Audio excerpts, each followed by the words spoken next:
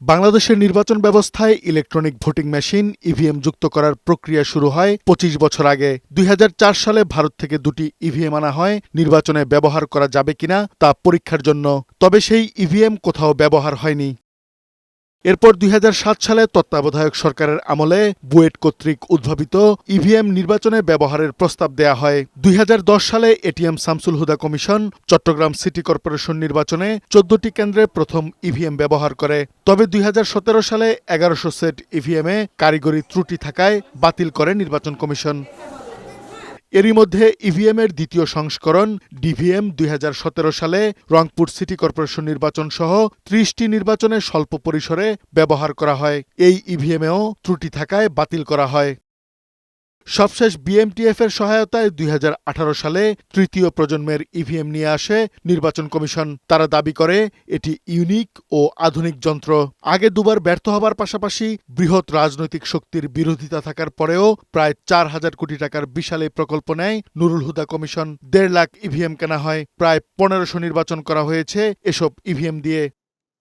Wire house না থাকায় ৮৬,০০০ EVM সরবরাহকারী প্রতিষ্ঠান বিএমটিএফ এর গুদামে রাখা হয়। বাকিগুলো জেলা ও উপজেলায় সংরক্ষণ করা হয়। সঠিকভাবে রক্ষণাবেক্ষণ না করায় এসব ইভিএম এর মধ্যে ১ লাখ ইভিএম নষ্ট হয়েছে, যার মূল্য প্রায় ২৪০০ কোটি টাকা। নষ্ট ইভিএম এর কিছু ছবি বৈশাখী টেলিভিশনের কাছে এসেছে, যেখানে দেখা যায় উইপোকা ইভিএম এর কাগজের বক্সগুলো খেয়ে ভেতরে ঢুকে গেছে।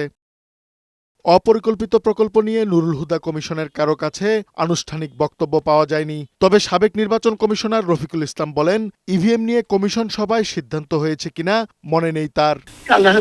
আমি কি বলবো, আমার মনেও নাই যে এখানে কমিশনে এটা উঠানো হয়েছিল। কমিশনে না উঠিয়েই স্যার বিএমটিএফ কে বলা হয়েছে। যখন বলতেছেন তারা উঠেছে, কিন্তু আমি আপনাকে বলতে পারবো না, আমার মনে নাই।